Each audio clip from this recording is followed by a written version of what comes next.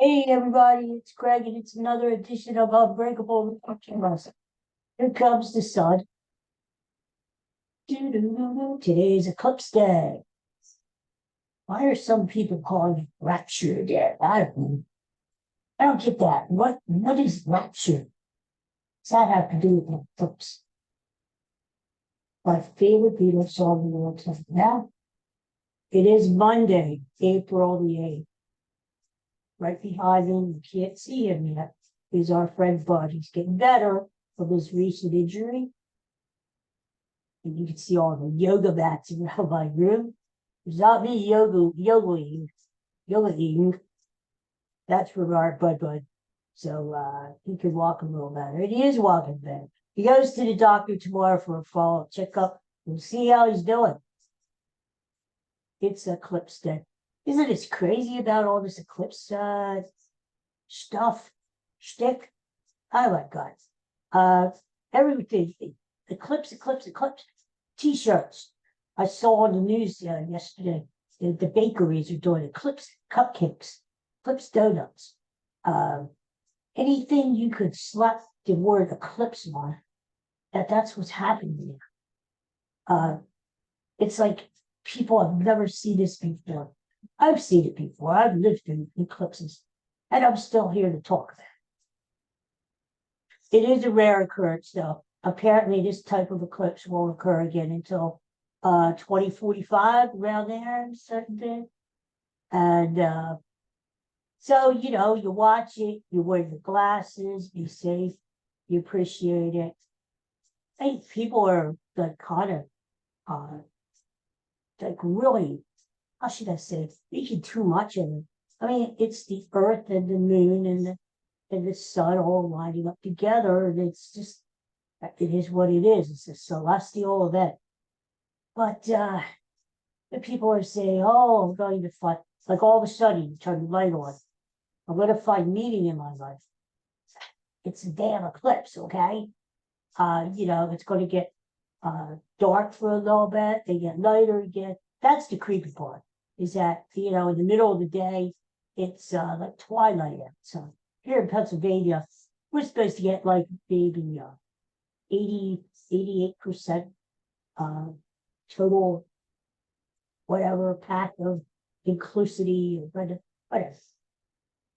So it's not going to be the total thing here, but it's going to be close enough. People in Cleveland, Buffalo, as long as the weather is okay, you're going to see like the whole thing, like 100%, which I gotta admit is cool. It's pretty cool. I mean, it's clips, you don't see it every day, but whatever you get out of this eclipse, good. God bless you. It could be a spiritual thing for you. It may not be. It may be just a cool thing to look at with your safety glasses. I'm hunkering down in the house. I mean, it's a bright sunny day here in Pennsylvania. It's very, very pretty outside. It's in the low 60s, supposed to get up to like 66. And it's really a cool, refreshing spring morning. I don't have the glasses, and I'm not going to. There was one person on Twitter, there's got to be more than this, who was actually saying, if I look at the sun, will anything bad happen? Has it been proven? Yeah. I mean, you don't want to chance that. You don't want to mess around with your eyesight. You don't want to do, you don't want your retinas to fry. That's not a good, they can't do anything about that.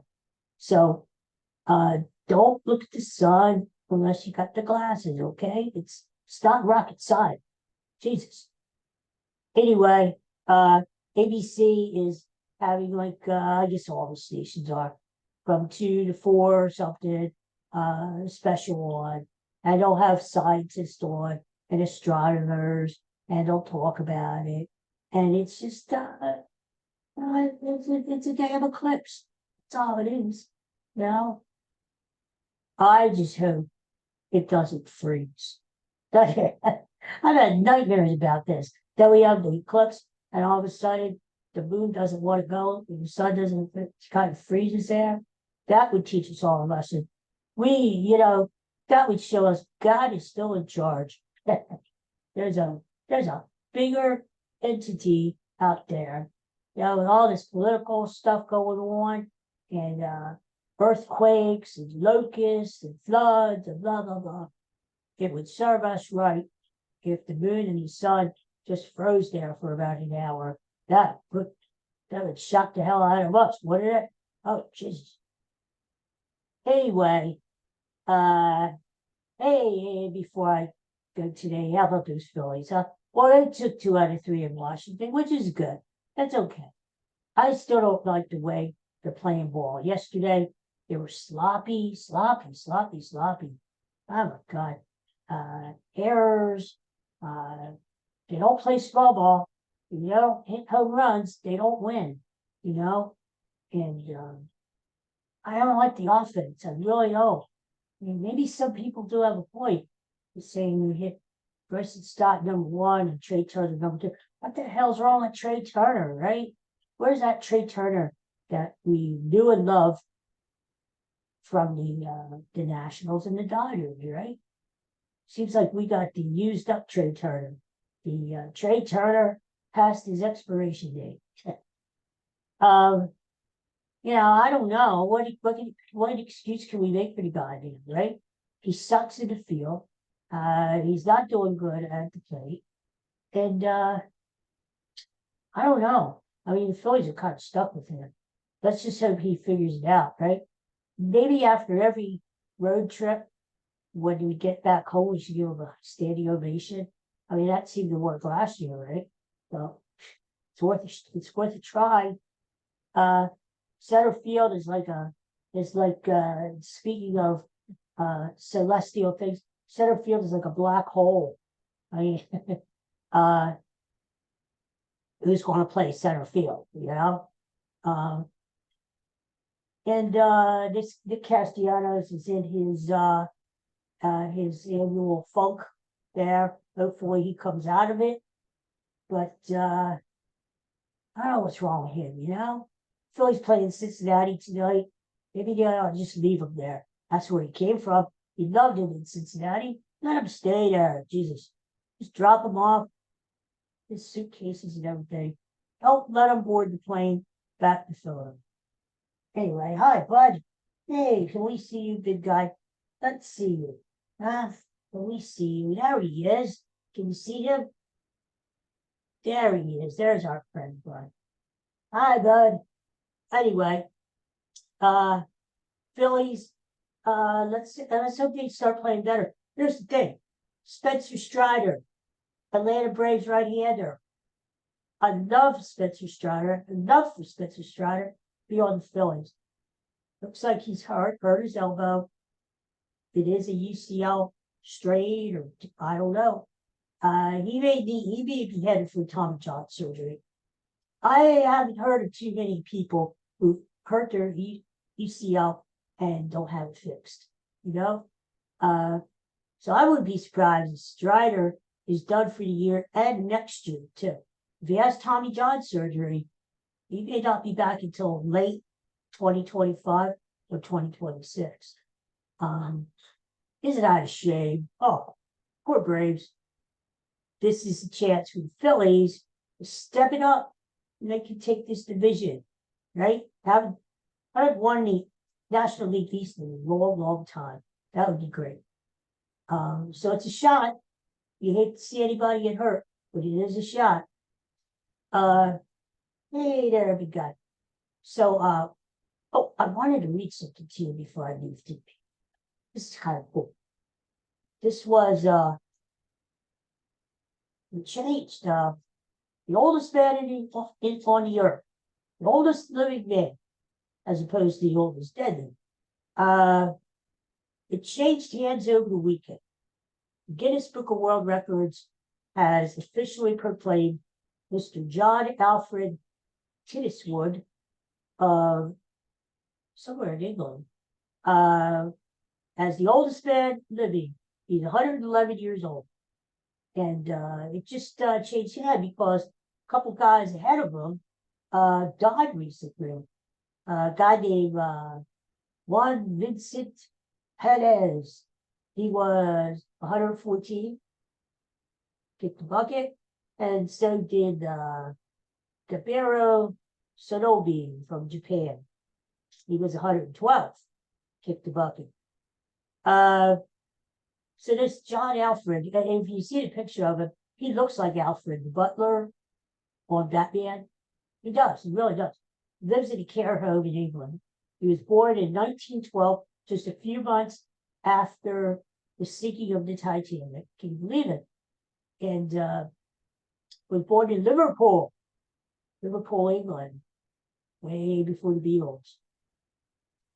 But they asked this guy, they said, what's your secret to longevity? You know, why have you lived so? And they asked me to, and I'd say, well, the reason why I've lived so long is because I haven't died. No. The reason this guy has lived so long, he says, is luck, moderation, and a regular diet. Every Friday he has fish and chips. He said, look, he doesn't smoke, he doesn't drink. But the rest of it is, he hasn't gotten any accidents, he's taking care of himself. And he said, a lot of it is luck. Moderation. He never did anything over excessive in his life. Did not overeat, did not overdrink. Everything moderation, as the saying goes, which makes sense to me too. Fish and chips every Friday. Gotta have his fish and chips, and I don't blame him. I like fish and chips. It's probably one thing. If I ever visited England, I'd love to go someday. I'd probably live on fish and chips because I've heard about the food over there. Very bland. Very bland. It doesn't taste very well. Bland. Yeah. So I would probably live on greasy fish and chips. But anyway, sir, long life to you there. Many moons ahead. Oh, by the way, he is not the oldest person in the world. The oldest person in the world is 117 years old, and she's a lady who lives in Spain, I believe. Got her name right here. Of course, nobody really cares, but whatever. I lost it. Anyway, lady from Spain, lady of Spain. Nobody remembers that old song. So there you go. She's 117. So John has a way to catch up to me. Yep. Isn't that awful? Isn't that awful to get the record to be the longest living person in the Guinness World Records? You have to hope that somebody dies ahead of you. I mean, how stupid is that? Huh? Oh, I wish this lady would die in Spain so I could become the longest living. Jeez. That's pretty good. Anyway, well, everybody have a great time watching the eclipse today. Be safe. And rather be safe than sorry. Protect those eyes. And seriously, I think it's going to be pretty cool. I mean, you're going to see it get dark in the middle of the day. They said, the stars may come out. Maybe able to see Mars and Jupiter are going to be evident this afternoon. The birds will stop singing like at night. It's kind of eerie. Now, think about it. I mean, it's something we share. We have different political views or different races and creeds and ages and genders, but here we are sharing this celestial mode today. So, well, I hope it brings everybody peace, and I hope I hope it's a cool event. So everybody have fun. We'll be back tomorrow. We'll talk more crap, and hopefully our Bud will make himself known to you. He's doing good, by the way. Thank you for everybody out there. Prayers for the Bud. He's doing much better. And we'll take him to the doctor tomorrow and see what's going on with him, you know? But it's how you did it. What a guy, man. Not only is he my head big man for this show would not be on the air if it wasn't for Bud. He writes it, he produces it, he directs it, he does the clothing, my wardrobe, everything Bud does. So what a brave guy, I tell you. Never met a guy who was so brave and courageous before. Everything he's been through in his life. And tell you what, he's still hanging in there and still fighting, as we all should. Bud is a good example to us. So, okay, everybody, take care, be safe. Happy Eclipse Day. Eclipse Day. Bye-bye. See you tomorrow. Peace and love. Bye-bye.